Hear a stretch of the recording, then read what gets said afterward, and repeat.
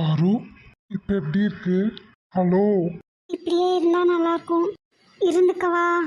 ம்.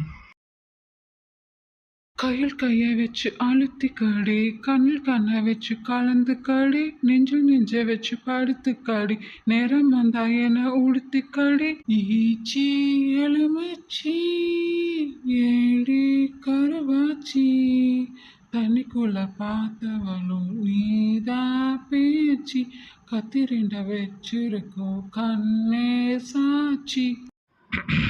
ம், தலையிலயும் காலையும் அடிபட்டது. பெயின் இப்ப பரவாயில்லையா? ம். மயக்க மருந்து கொடுத்தீங்க தானே? கொஞ்சம் பரவாயில்ல. சரி, அப்ப போய் ரெஸ்ட் எடுங்க. ரொம்ப ஸ்ட்ரெயின் பண்ணாதீங்க. காலில் ஃப்ராக்சர் இருக்கு. ம். நான் நான் ஒன்று கேட்கவா? அங்க போய் உட்காந்துட்டு கேட்கலாமே.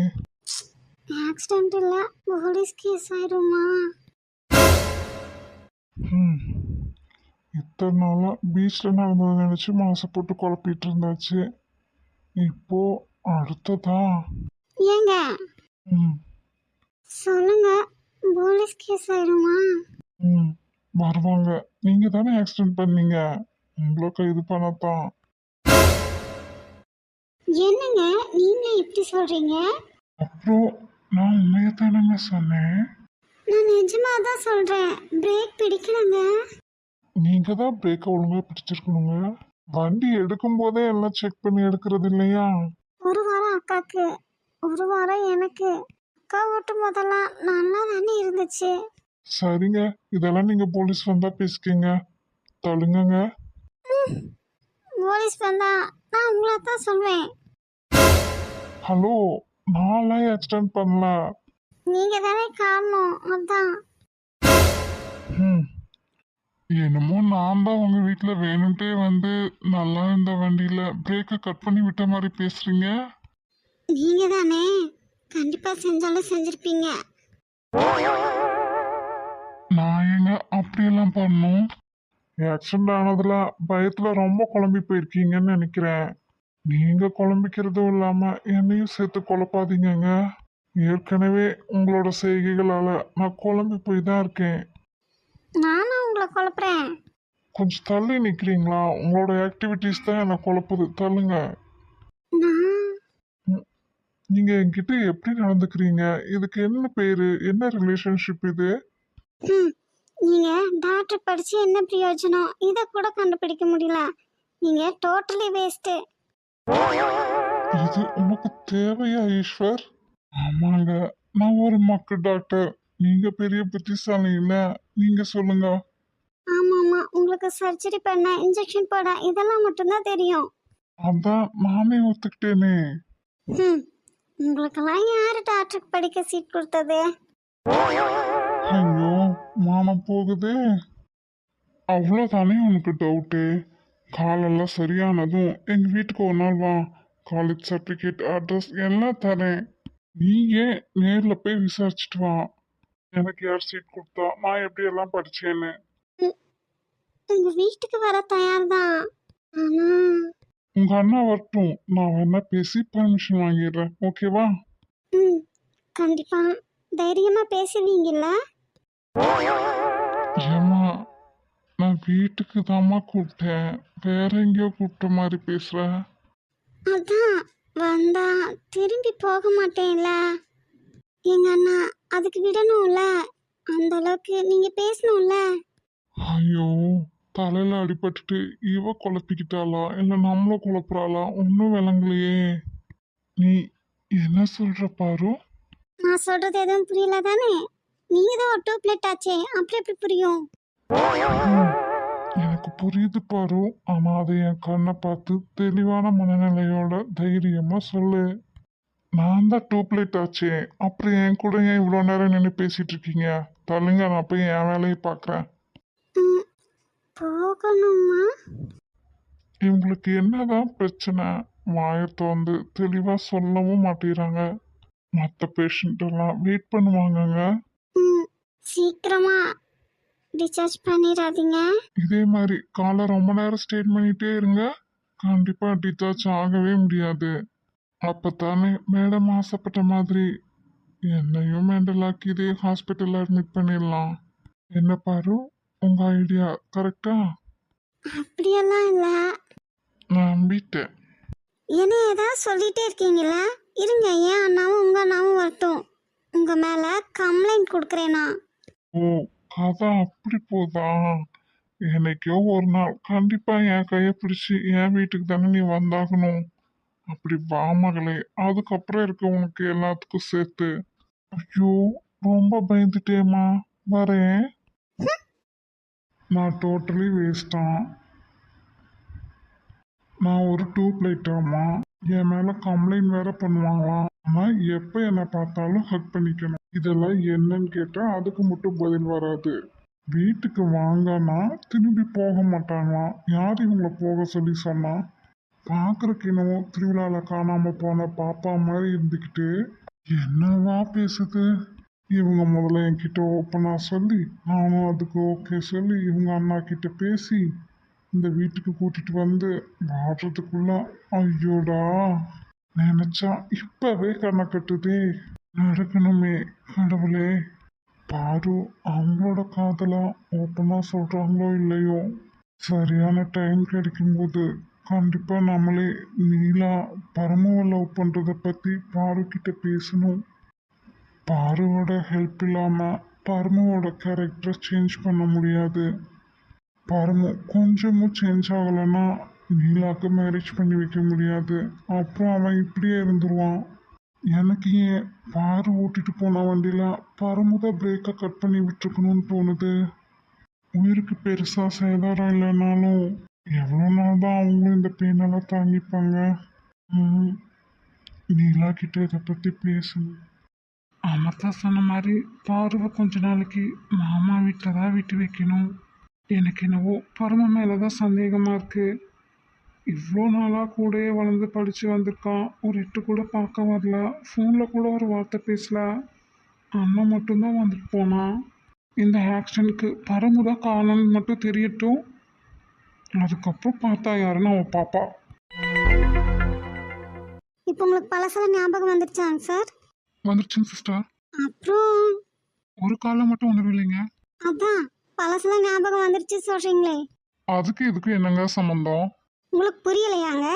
அவர் ஏற்கனவே இருந்த ஹாஸ்பிட்டலில் தான் ஆப்ரேஷன் எல்லாம் பண்ணி இங்கே அனுப்பியிருந்தாங்க. இப்போ எதுவும் கையில் கிடையாது. என்ன ஆப்ரேஷன் பண்ணியிருக்காங்க, என்னென்ன மெடிசின்ஸ் கொடுத்துருக்காங்க, இது எதுவுமே எங்களுக்கு தெரியாது. அப்புறம் எப்படிங்க கால உணர்வு இல்லாததுக்கு நாங்கள் பொறுப்பாக முடியும்? எங்கள் டாக்டர்ஸ் கொடுக்குற மெடிசின்ஸோட ஃபிசியோதெரப்பி ஆக்டிவிட்டீஸும் பண்ணிட்டே வாங்க. கண்டிப்பாக ஒரு நாள் குணமாயிரும். சரிங்க, தேங்க்ஸ். அப்போ டிஸ்சார்ஜ் பண்ணிடுவீங்களா? நாங்க போலாமா? அதை டாக்டர்கிட்ட பேசிட்டு சொல்கிறோங்க. உங்கள் உயிருக்கு ஆபத்து இருக்கிறதால தான் அந்த ஹாஸ்பிட்டல்லேருந்து இந்த ஹாஸ்பிட்டல் கொண்டு வந்து சேர்த்ததா டாக்டர் சொன்னார். அதனால் உங்களை டிஸ்சார்ஜ் பண்ணுறது டவுட் தான். அதுக்குன்னு இங்கேயேவா இருக்க முடியும்? என் வேலைகளையும் நான் பார்க்கணும்லங்க. வேலையை பார்க்கணுமா இல்ல ரேகாவை பார்க்கணுமா? நீ வேற கொஞ்சம் சும்மா இருடா. அதாங்க சார், டாக்டர் வரட்டும், நாங்கள் பேசிட்டு சொல்கிறோம். ம், சரிங்க. நீ எவ்வளோ நாள் வேணாலும் ஹாஸ்பிட்டலில் இரு. அவங்களுக்கு எப்போ தோணுதோ அப்போ டிஸ்சார்ஜ் பண்ணட்டும். நான் வந்து பார்த்துட்டு போகிறேன். அவ்வளோ நல்லவனாடா நீ?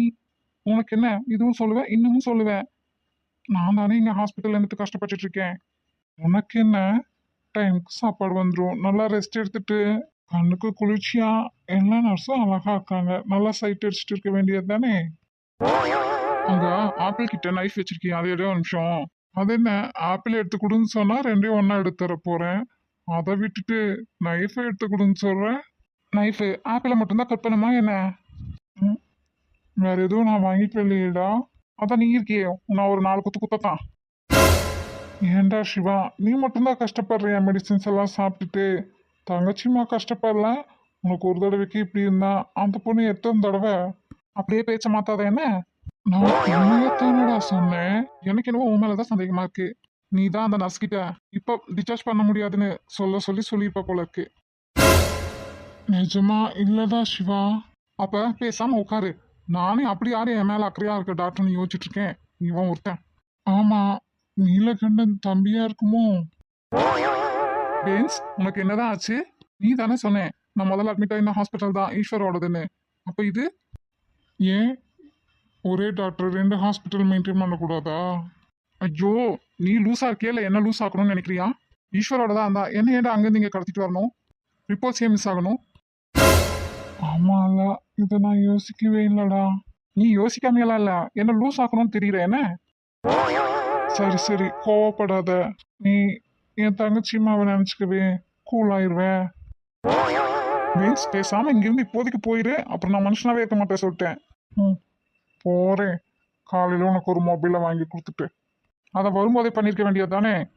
அதான் காலையில் வாங்கி கொடுத்துட்டு போகிறேன். உனக்கு எப்பெல்லாம் தோணுதோ அப்பெல்லாம் ஃபோன் பண்ணி என்னை திட்டு, சரியா?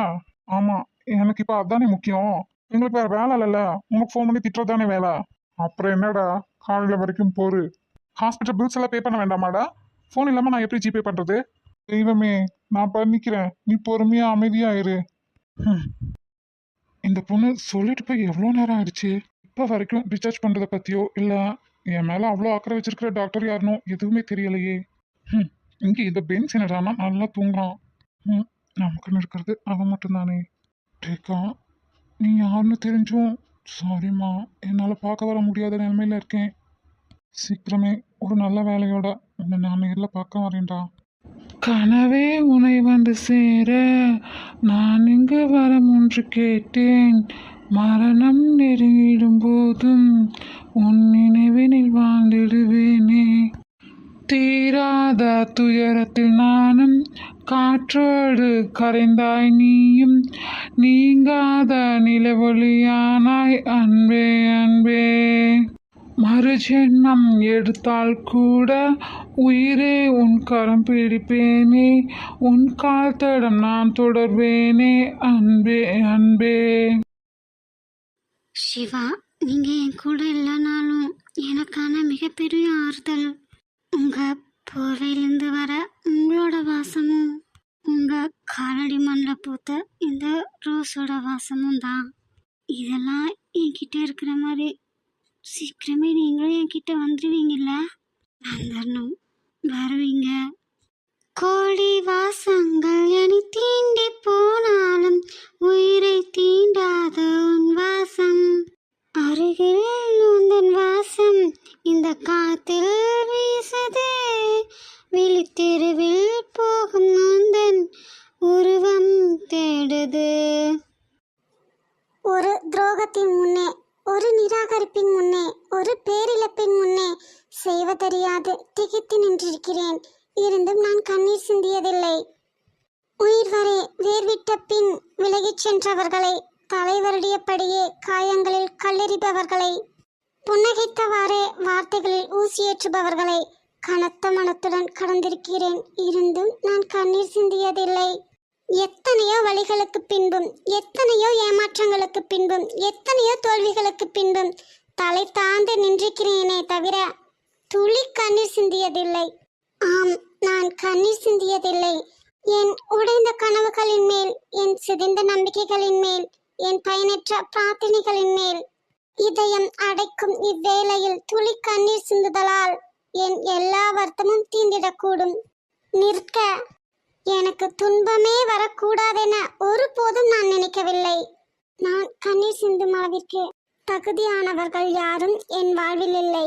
என்னை பெற்றவளுக்கோ அவள் ஆசைப்பட்டது போல் நான் அவளுக்கு மகனாக பிறக்கவில்லையாம். நான் பிறந்தது முதல் இப்போது வரை அவளுக்கு என் மேல் வெறுப்பு. என் தகப்பனுக்கோ நான் அதிர்ஷ்டம் கிட்டவளாம். என்னுடன் பிறந்தவர்களோ சுயநலவாதிகளாக மாறி அவர்களது தேவைகளுக்கு மட்டுமே என்னை பயன்படுத்திக் கொண்டனர். இப்படிப்பட்ட உறவுகளுக்கு நான் ஏன் கண்ணீர் சிந்த வேண்டும்?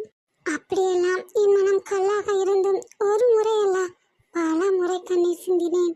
இப்போது வரை அம்மாவின் பாசத்திற்காக ஏங்கியும், நான் குழந்தையாய் இருக்கும்போதே என் அப்பா இல்லாமல் போயிருந்தால் கூட பரவாயில்லை.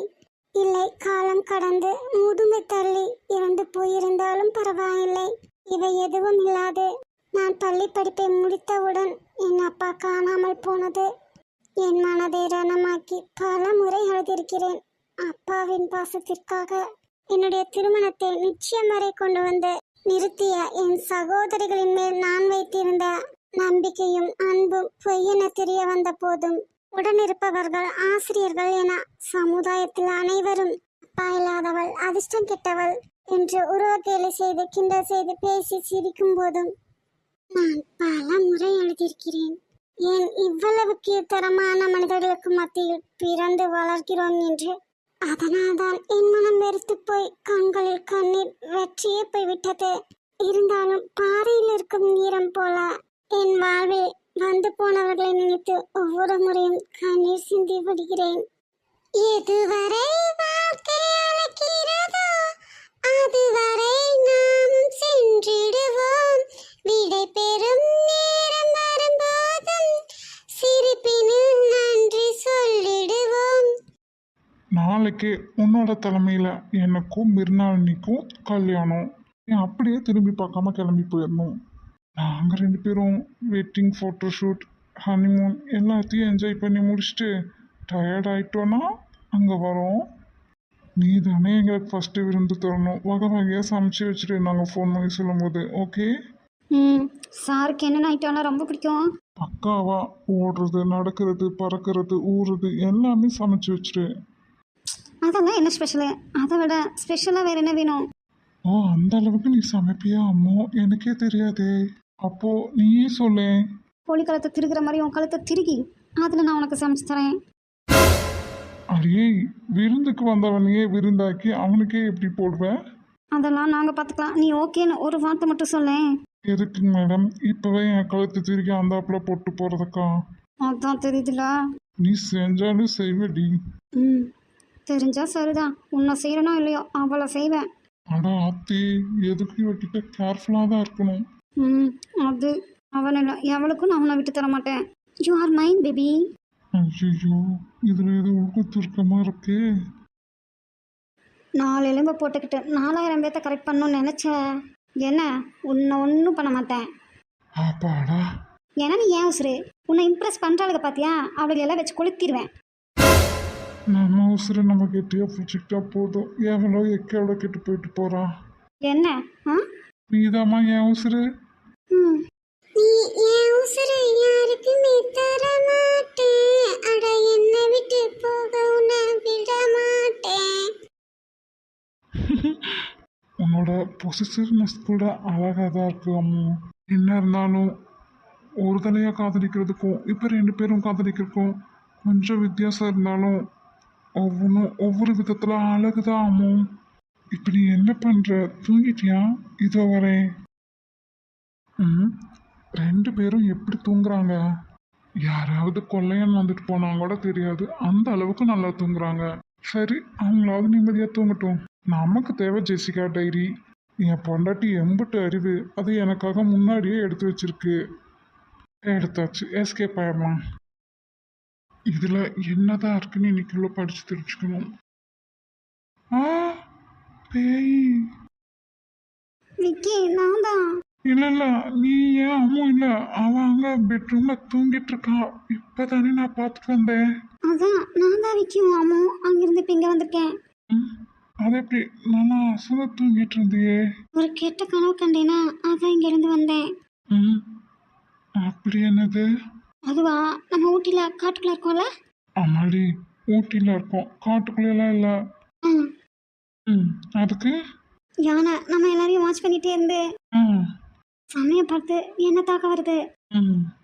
அதான் நான் சுற்றி முற்றியும் உன்னை தேடுறேன். நீ எங்கே இருக்கீனே தேடல. என்னையம்மா நீ தேடுற? வாழ்வ சாவோம் ஒரு செகண்ட் உன்னை பார்த்தா.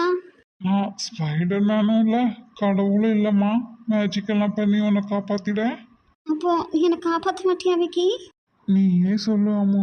உன்கிட்ட இருந்து அந்த அனிமலை காப்பாற்றணுமா இல்லை உன்னை காப்பாற்றணுமா? நீ என் மேலே உயிரியை வச்சிருக்கீங்களா? நீ என்ன தானே காப்பாற்றுவ? அடியே அதைத்தான் நானும் சொல்கிறேன். உன்கிட்ட இருந்து தான் அந்த யானையை காப்பாற்றணும். உன்னை காப்பாற்ற வேண்டியது இல்லைம்மா. டேய் ரப்பர் மண்டியா சாக போகிற கடைசி ஒரு செகண்டில் கூட நான் உன்னை பார்த்துட்டு தான் சாகணும்னு நான் நினைக்கிறேன். நீ என்னடானா எப்படா இந்த குட்டி பிசாசை போய் தொலைய நினச்சிட்டு இருக்கியா? அப்புறம் ஏன்டா அந்த யானையை காப்பாற்றணும் என்ன காப்பாற்ற வேண்டியது இல்லைன்னு சொன்னேன்? உன்னோட க்யூட்டான இந்த கோவத்தை பார்க்கத்தான். சரி ரொம்ப சிரித்துக்காத என்ன. உன்னோட பொய்களும் அழகு பொய்யான கோபமும் அழகு. நான் கனவு கண்டது உண்மைடா. பகல் கனவு கண்டா நடந்துரும்ல. இது பகல் இல்லைம்மா நைட்டு. உன்னோட கற்பனைக்கு என்னுடைய பாராட்டுக்கள். விக்கி அது அம்மா என் பேரு. நல்ல வேலை ரேவதி இன்னும் ஜெசிகாவோட டைரியை பார்க்கல. முதல்ல இவளை இங்கிருந்து அனுப்பணும். சரி அம்மு, அதான் கனா பற்றி சொல்லிட்டியே, அப்புறம் என்ன போய் பாடு. ம் அம்மு, நான் போய் பெட்டில் படுக்க சொன்னேன். உனக்கு தேவை நான் படுக்கணும், படுத்தாச்சுல அப்புறம் என்ன, நீ உன் வேலையை பாரு. வேண்டாம் அம்மு. அப்புறம் அருகில் வராதே, அலறுகிறது ஹார்மோன். ம்? எனக்கு தெரியும் என் விக்கியை பற்றி. ஐயோ, நீ நினைக்கிற அளவுக்கெல்லாம் நான் ரொம்ப நல்லவன் இல்லைம்மா. அப்படியா? ம், அனிதா சங்கர் அவங்க பையனை எப்படி வளர்த்திருக்காங்கன்னு எனக்கு தெரியும். அதெல்லாம் வேற. இப்போ சூழ்நிலை வேற மாதிரி இருக்குல்ல. கிடைச்ச சான்ஸை யாராவது விடுவாங்களா என்ன? ம் என் பர்மிஷன் இல்லாமல் தொட்டுவியா நீ என்ன? தொட்டு தான் பாரு, அப்புறம் என்ன நடக்குதுன்னு தெரியும். சரி, அப்போ எதுவும் நடக்க வேண்டாம்ல. ஒழுங்கா போய் அங்கேயாவது படு. இல்லைனா இவர்கிட்ட பேசுறது வேஸ்ட்டு. நீ நம்புறது சரிதான் ரேவதி, நான் உன்னை ஒன்றும் பண்ண போகிறதில்ல. ஆனால் எனக்கு இப்போதைக்கு அந்த டைரியை படிச்சே ஆகணும், அதுக்காக. சாரிம்மா. விக்கி பக்கத்தில் தானே படுக்க வச்சிருக்கேன், நானும் கூட தானே இருக்கேன், அப்புறம் என்ன? இப்போ நான் இருந்து போகிறேன், நீ மட்டும் இங்கே படுத்துக்கோ. இல்லை வேண்டாம் வேண்டாம், நிஜமாவே யானை வந்தாலும் வந்துடும். ம், 2 ஐபிஎஸ்க்கும் மக எப்போ தான் இந்த பைத்தியெல்லாம் விட்டு தொலைய போகிறான்னு தெரில. என்ன? ஒன்றும் இல்லைம்மா தாயே, உறங்கு. ம் நீ விக்கி? ஆ, உன் கனவுல கூட யானை வராமல் பாதுகாப்பாக நான் முடிச்சுட்டே இருந்து பார்த்துக்கிறேன். ம் தேங்க்யூ. உறங்குமா. ம் ம், இதுக்கு எத்தனை குழந்தைங்க இருந்தாலும் மேய்ச்சிட்டு போயிடலாம் போல இருக்கு. இவ்வளோ மேய்க்கிறதுல கஷ்டமா இருக்கு. இவளா? இவளா